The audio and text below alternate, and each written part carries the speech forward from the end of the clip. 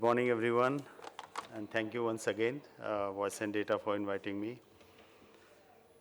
I think in the previous session, there was a talk that how important it is, the telecom, how important the telecom as a sector. We all know that telecom is way of life today. You know, as Shyam was mentioning, that it has moved beyond connectivity. Connectivity is the hygiene part, and he was displaying Maslow's theory that how we are moving towards self-actualization. And apart from economic multiplier, this is also a very important sector which fuels other sectors. So, for example, your power, your health, your education, your defense, financial sectors, all are powered by telecom. If something happens to this sector, all other sectors will actually collapse. And this was very, very visible during the recent operation where, government was really focusing a lot on maintaining the telecom ecosystem, because if the telecom goes, all your systems go out. So in a way, it has become way of life.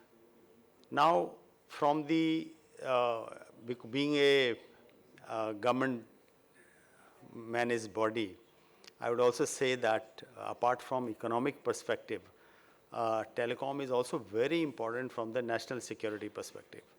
Because today in the connected world, it's very easy to hack somebody's network, and adversaries are really trying their level best. And it was seen during war also, the number of attacks in our telecom infrastructure, our key infrastructure. So therefore, it is very important. The sector is also important from the perspective of national security. We know that, we have been advancing well in our country in terms of, coverage of mobile. Already 1.2 billion customers we have. We have around 250 million 5G customers.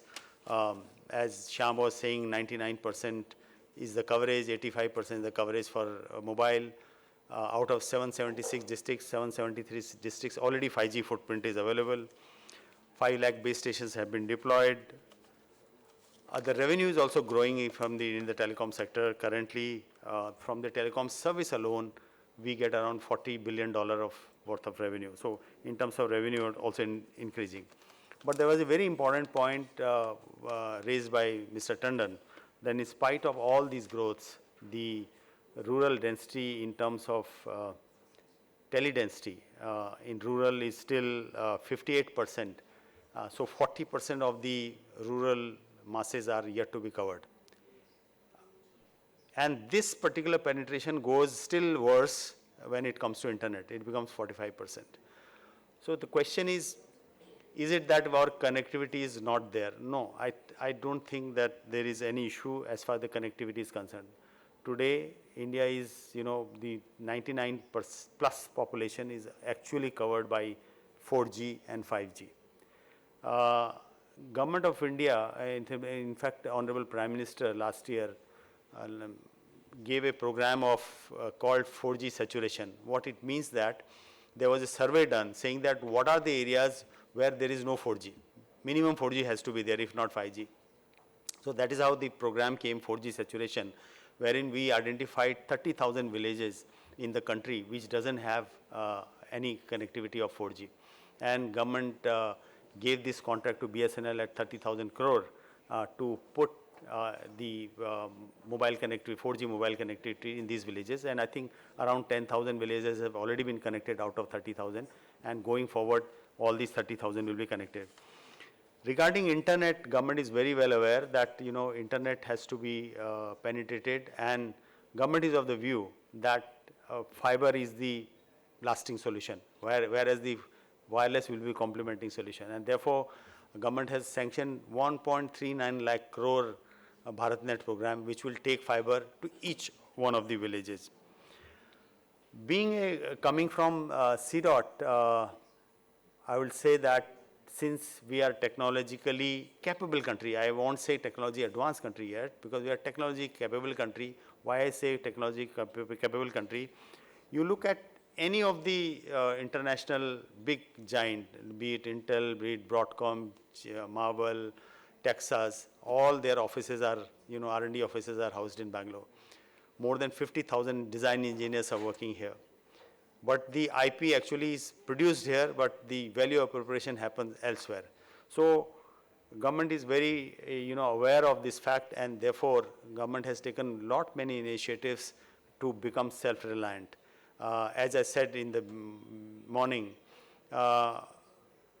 when somewhere 2020, the government said we should have our own 4G and 5G. So that was a task. So many believed that, it is impossible task. Russia doesn't have 4G, 5G, Japan doesn't have, US doesn't have, how can India have? But as I said, India has a talent, and India can do it at a much lower cost. So we, along with Tejas and TCS, formed a consortium wherein Tejas came forward to develop the radios, CDOT came forward to develop the core and the IMS, and TCS came together as an SI. And within 2 to 3 years, we developed this technology, and I'm happy to report that today this technology is deployed pan-India, and Delhi and Mumbai it is not yet deployed. It will be through in Delhi and Mumbai maybe end of June or early July. 94,000 physical sites and 130,000 base stations are already radiating signals in this technology. Manufacturing, I think somebody touched. Manufacturing, India has taken a lead. India came up with PLI scheme for manufacturing. Both MITI and DOT brought the respective PLI scheme. And today, I think we produce 350 million telephones, mobile phones in the country. And we have become the second largest mobile manufacturers in the world. Approximately $50 billion worth of mobile we are actually producing every year, and out of that $60 billion we are exporting. So the consumption within India, 99% plus consumption is from the home. I mean the demand of mobile phones, 99% is met from the India itself. But in terms of technology adoption, we are still behind. If you look at China, 95% of the technology is made in China. So that is how they have developed and deployed. India is yet to, see that result, and slowly with the government's push, I think as the technology matures, advances, I'm sure that the technology is being developed in India by various manufacturers will get through. Even Korea, for example, it is 85% of the telecom equipment is made in Korea and deployed in Korea. There have been many policy changes government has done in terms of, making the technology in India and, making ease of business or promoting thing. For example, morning there was a talk that 6G 500 megahertz has been released. Same way, we have issued the experimental license, demo license. If you want to experiment something earlier, getting spectrum was very difficult. Now you get the demo licenses. Draft National Telecom policy is already coming up. We have put the Telecom Technology Development Fund, approximately 1,000 crore fund.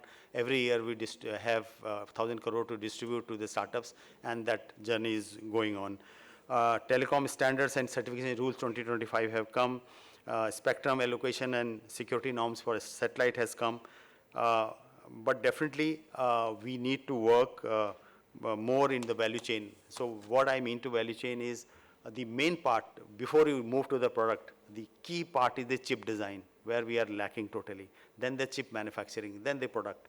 Chip manufacturing, under the ISM facilities, fab facilities are being created, ATMP facilities are being created, OSAT is being created, but chip design, I think government is now focusing on that. At least we should start 10 start chips, for example, 5G modem chips, 5G radio chip, Wi-Fi chip, ONT chip. And these chips will start coming in India. So chip design becomes very, very important. As far as the technologies are concerned, I think leapfrogging is a better thing, because when the technology has already moved, 5G has already moved, so there is no point getting it. So, but we have lot of potential to make our mark in 6G, in AI, and quantum communication. These are the three technologies which I'm very sure India will make a mark, because we are right now progressing with the world. Now coming back to CDOT, I think in CDOT we have been focusing in 4 major areas. One, the first major area is 4G, 5G, 6G. So 4G and 5G we have delivered. Now we are working on 6G. Second is the quantum communication. Quantum communication, the status of current status is what was semiconductor in 1950. It is just progressing. So quantum will be the second one, and CDOT has developed products in quantum QKD as well as PQC, which are production grade, already deployed there. The third main sector is cybersecurity. It is very, very important because what happens that during emergencies, during wars, or during how your systems are behaving is very, very important, and therefore India has to make good lead in the cybersecurity, and CDOT has developed very capable system. Today we are the lead supplier of cybersecurity in the country. We supply our cybersecurity information to all the agencies. We also have enterprise cybersecurity platform called Trinetra, which can be deployed at the enterprise level. Now coming back to some key applications, we are the largest contributor to 1M2M for IoT and M2M devices. Approximately 500 contributions have gone into 1M2M, and the security has become cyber security has become very, very important. One of the key applications we have developed, and which we are now taking it to the rest of the world, is the disaster management. ITU CAP-based disaster management platform has been deployed across India. You may be receiving some messages from NDMA or SDMAs. We call this platform Sachet. We have an app also, Sachet, which you can actually subscribe and get all the alert related information. For example, my mother is in Uttarakhand. I have subscribed to Uttarakhand, so it gives me what is happening near my place, about the weather, about the snowfall, any information related to disaster.